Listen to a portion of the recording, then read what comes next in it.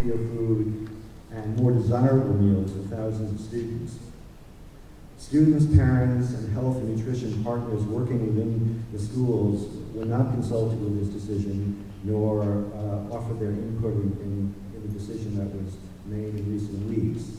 There are 20,000 students affected and their parents, and almost all of them are unaware that when they come to school this fall, their schools will not have full-service kitchens and food service staff. Those who saw the Philadelphia Inquirer page 1 yesterday will know that, but for the great majority they will not.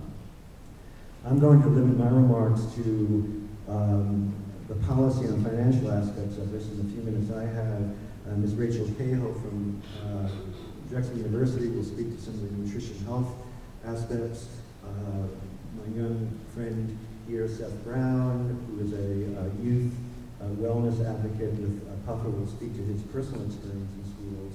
And finally, a few minutes from Lisa Mull from the Food Trust in closing.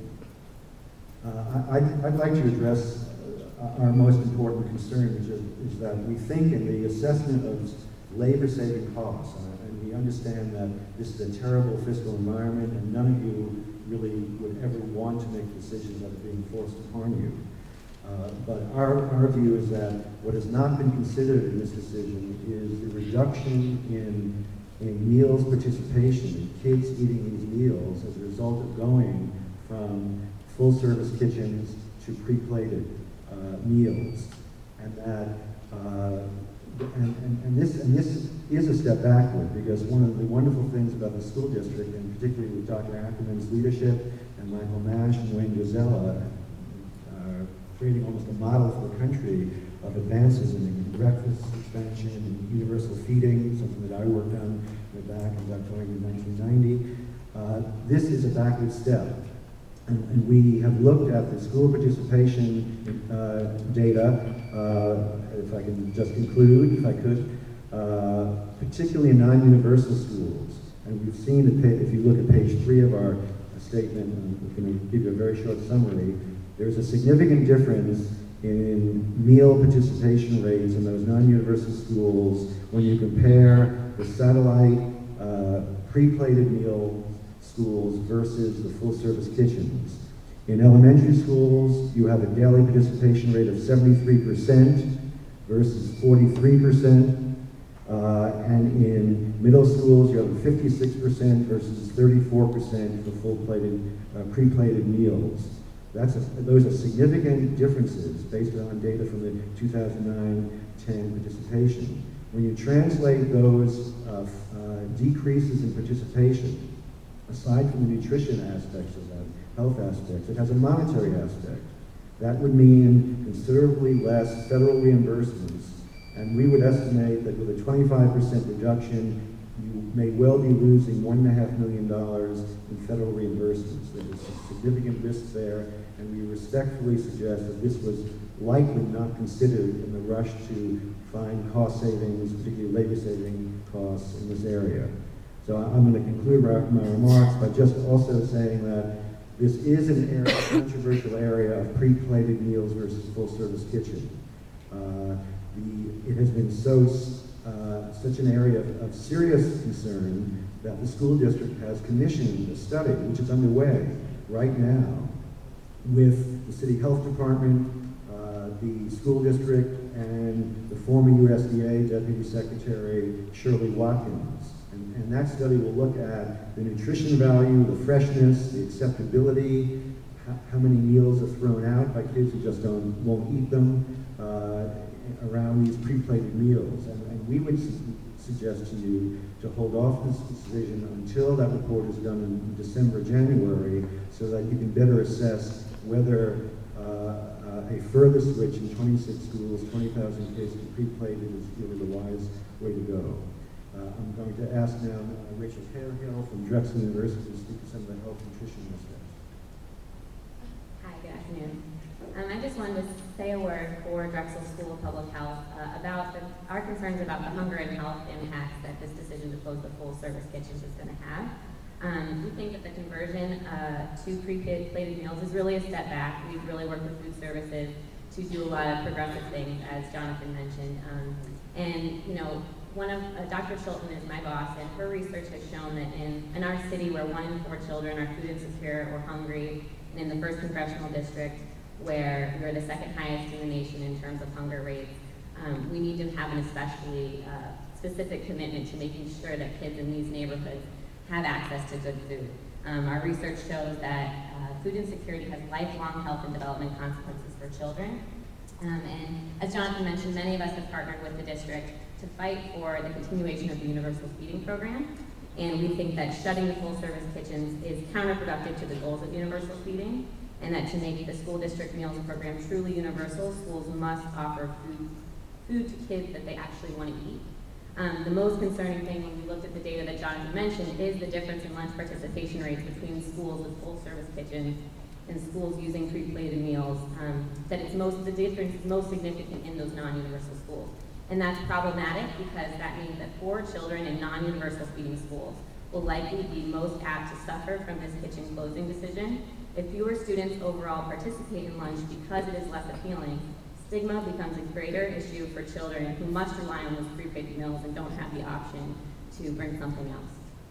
So overall, I just want to say that we agree with Jonathan's recommendation to wait until the study has come back about the nutritional content and the appeal of the food that's currently being undergone, and to think about whether this cost-saving measure is actually going to save any money in the long run, considering the federal reimbursement impact that could occur. And I'll turn it back.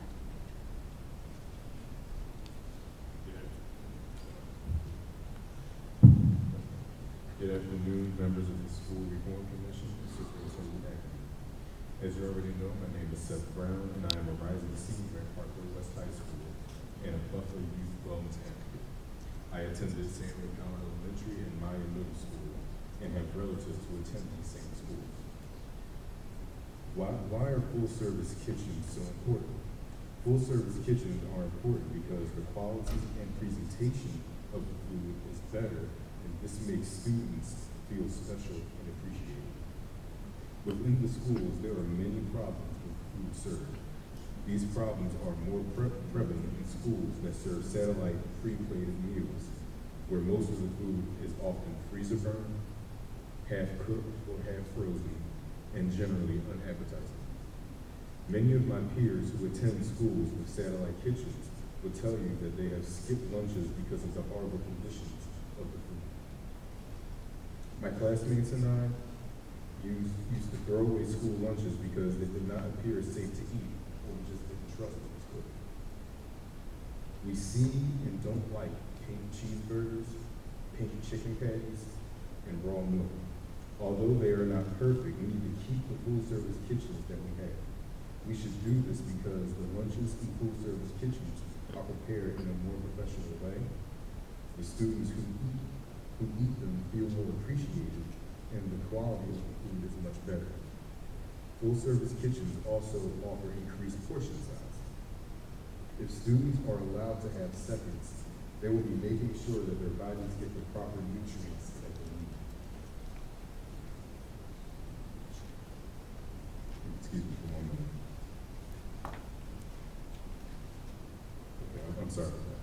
No student should be hungry after lunch, and no student should be disrespected during lunch. A clear definition of a full-service kitchen is this: fresh and healthy foods served with fresh and healthy attitudes. Most importantly, schools with full-service kitchens, the students eat the food rather than throwing it away or skipping lunch altogether and going hungry. Thank you for your time, and we hope that you will restore the full-service kitchens in the 26 schools where you attend to cook. Thank you. Next is Alyssa Moles. I'm sorry that her name was listed incorrectly. Good afternoon. I am here today representing the Food Trust in the hope that the School District of Philadelphia will reconsider its proposal to convert 25 full-service school kitchens to satellite service kitchens as a strategy for cost savings.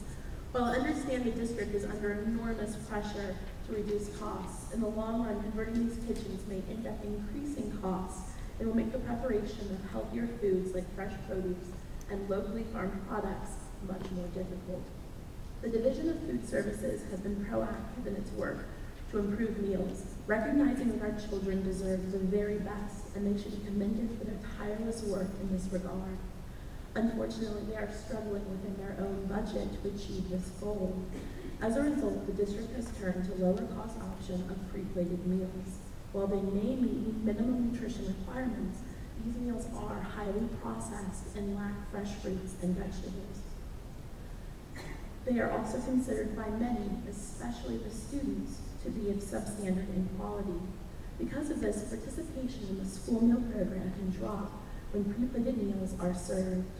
Lower participation means more children may fail to get the nutritious food that they need, and the district will lose vital federal meal program revenue, exacerbating the current budget shortfall.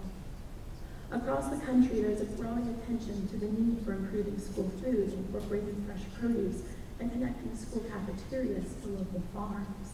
Full-service kitchens are the best facilities to achieve these goals, and it is in these kitchens where this district began piloting its fantastic farm-to-school program. Last year, collard greens, beautiful salads, roasted new potatoes, and baked winter squash were some of the farm fresh foods prepared and offered in this pilot at 25 district schools. We are concerned because many of the schools slated for conversion from full service to satellite service are located in some of our poorest neighborhoods here in Philadelphia, where fresh, healthy food is scarce. We feel that converting these kitchens to heat and serve operations is a step backwards in both the district's and the city's efforts to ensure city residents, and especially city children, have access to appealing and nutritious food. As an organization that works to increase access to fresh, healthy food, the Food Trust appreciates the great work that the school district is doing to improve school food environments. The district's full-service kitchens are assets that can only help continue the positive transformation of our city's school food programs. We sincerely thank you for your commitment to our schools and our city's children, and hope that you will reconsider this proposition. Thank you so much.